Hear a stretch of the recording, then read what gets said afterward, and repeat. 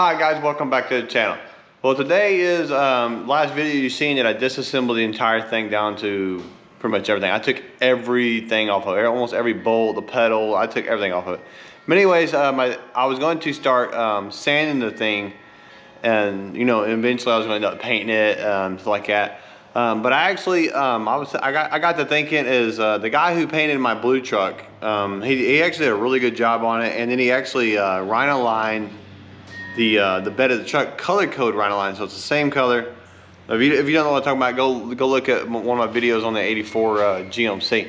But anyways, I reached out to him and I was like, hey man, how much would you charge me to paint the whole thing, the outside shiny, but the inside do the color code rhino line on the inside, the trunk liner, and the engine bay, rhino line, all that.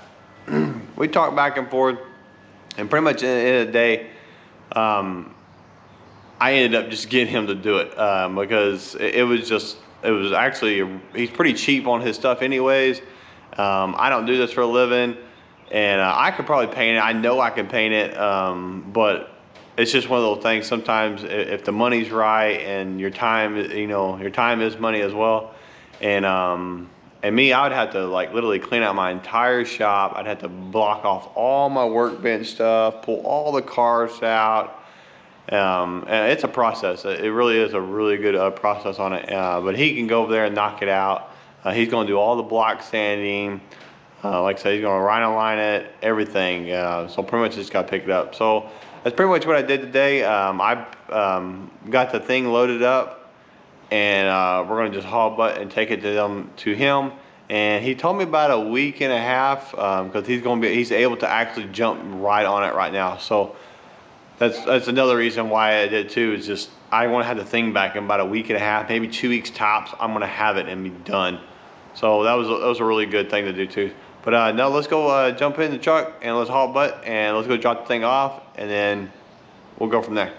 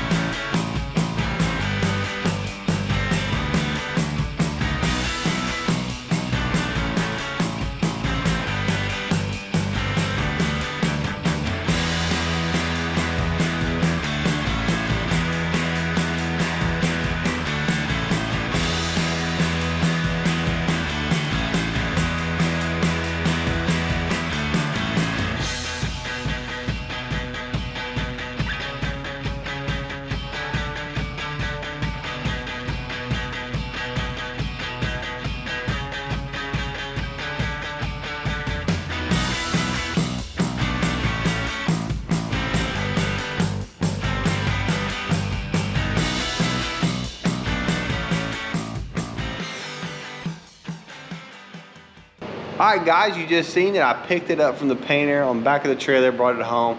This is actually a couple days later. But anyways, I wanted to show you guys the thing, and I think it turned out amazing. I love the color of it. I'm glad we stuck with the color. This is my wife's favorite color of the Volkswagen thing, and that's the Volkswagen Pumpkin Orange. But he did a really good job on it, but I want to show you guys what it looks like and the transformation it's taken. And then it's just time to get busy. There's not a lot of stuff with the thing, so it should be pretty quick, I hope. But I can't wait to get this thing down the road. So let me guys show you what it is and see what you think about it. All right, there it is. Pumpkin orange.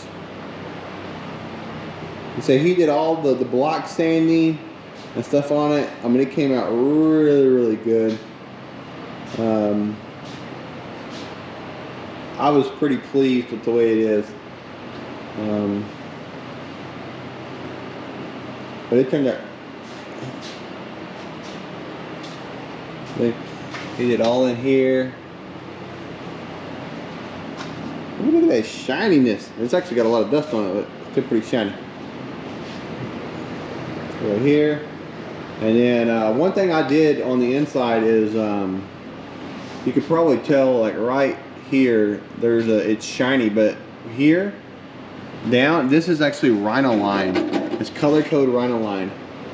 It's like the back of my truck. So all the way up to, so it's shiny here, and then right here is where the Rhino line starts. You can barely kind of see the transition. You can kind of see, but anyways, the whole floor portion is all Rhino line. The whole portion right here, all the way up to that lip right there. Guess my cat liked it too today. But it's Rhino line from that level down, and everything up from there is shiny. So that whole portion is Rhino line. And then in here, we ended up, I figured it would look better being black. I'm still debating that, but I think it looked good black because the gas tank black. I'm going to put the wheel up there or whatever. And the reason this was painted first black because I wanted this black, and I thought I was going to want all of this black. And but it's okay if I do change my mind. I can technically tape it off and I can paint it black. So that's.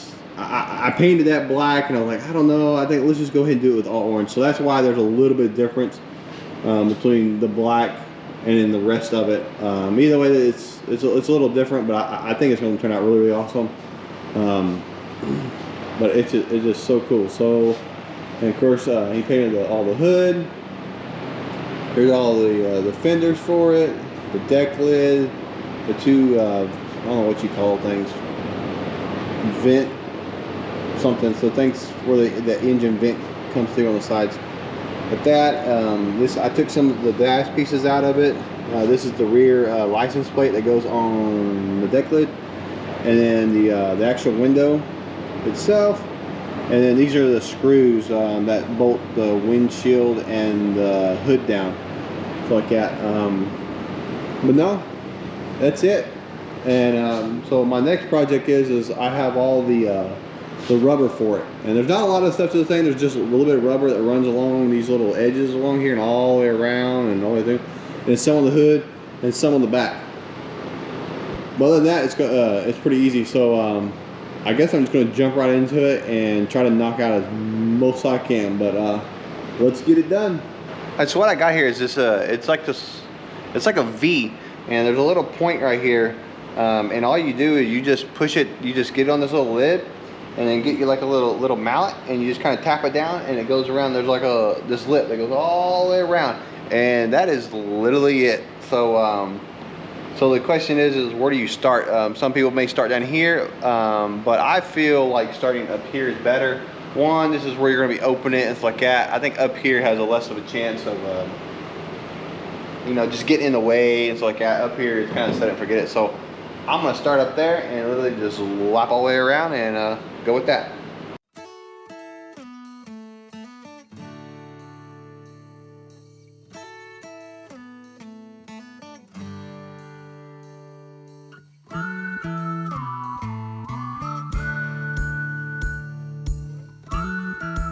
Right here I'm having a little bit of problem because there's this little thing right here, so I don't know what I'm supposed to do. I think there's no way this is gonna go over that. I think I literally just gotta cut it and then restart. I think that's the only way that's gonna happen.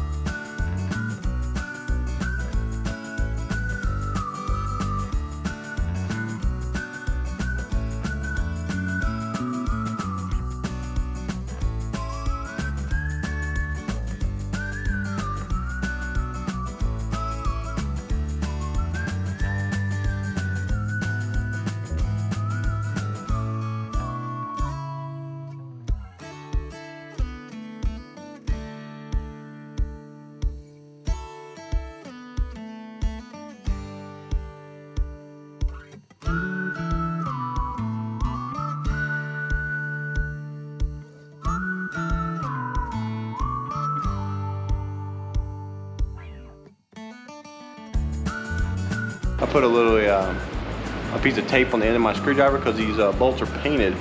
So I hope I'm trying not to scratch them up too bad. So let's see if it works.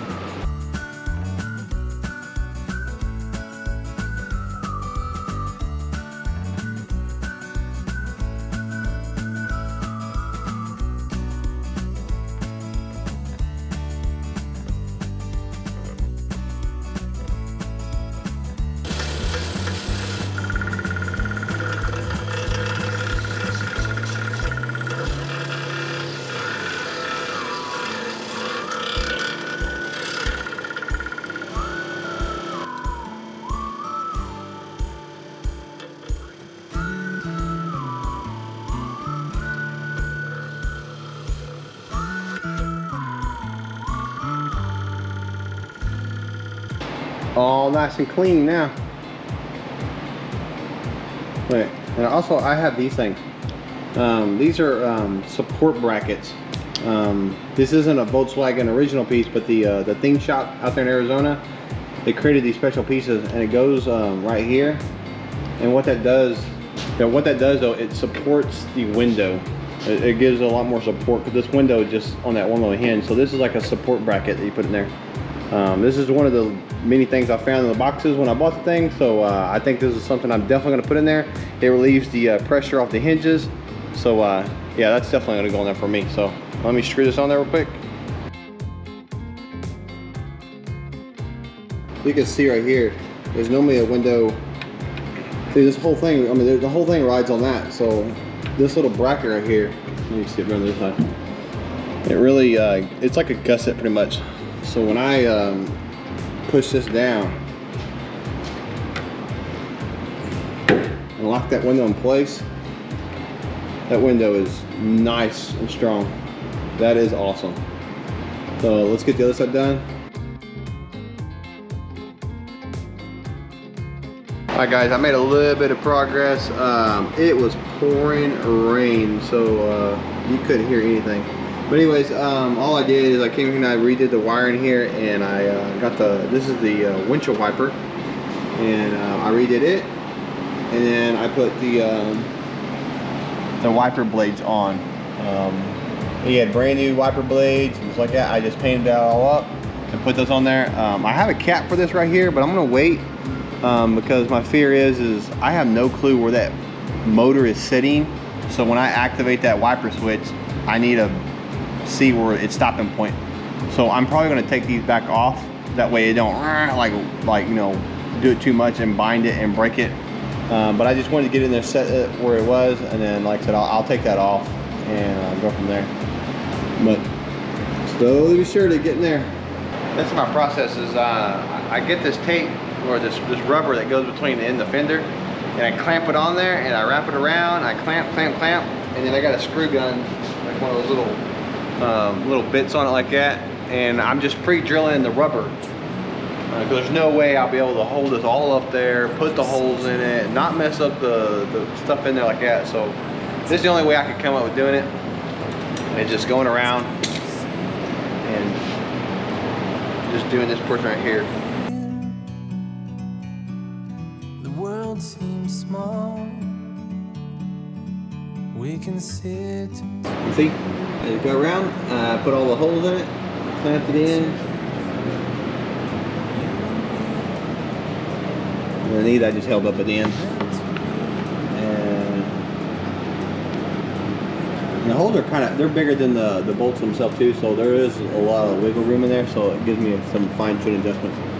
I'm gonna attempt it. I think this is gonna be really kind of challenging. Is you got this little rubber seal that goes on here, and you have to put it between the fender and here. So I actually did this on the bench, but all I did, I laid it out and I kind of clamped it, and I drilled the holes in the rubber portion. And but it's gonna be really tricky. So I'm gonna try to attempt to put this in here, get them started, and stuff like that. So let's see how this works. Around you, from a distance you can tell.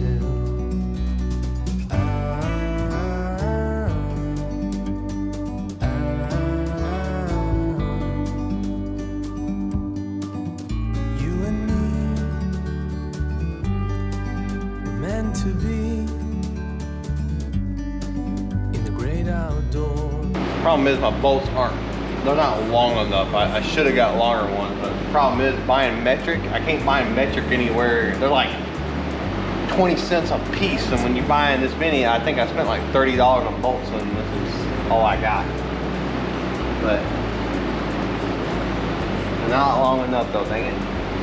Well, there it is. It is.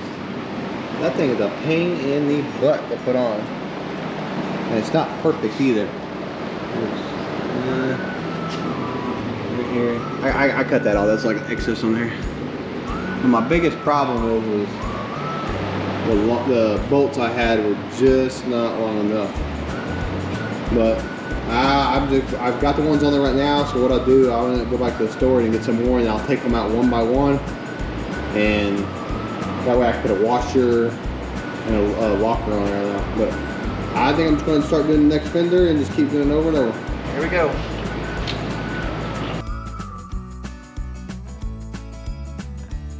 Well, after fighting and fighting and fighting, I finally got that fender on there. I got to trim off the little excess right here, but I finally got it on there. And what's different with these is most of them are supposed to be metal, but these are the fiberglass ones, and they're actually wider. They're the wide fiberglass fenders, like for off-roading, stuff like that. So that has something to do with it a little bit too, because of the fiberglass you gotta look at. I don't know, but it was kind of a pain in the butt. I got that one on. I got the other one on, so it's really starting to kind of look like something around here. And then I gotta put the back fenders on. But it's the same process as the front. I got a feeling the back's gonna be a little easier because this front portion right here, it's just real big and stuff like that. But I think the back's gonna be a little bit easier, but I don't know, we'll see.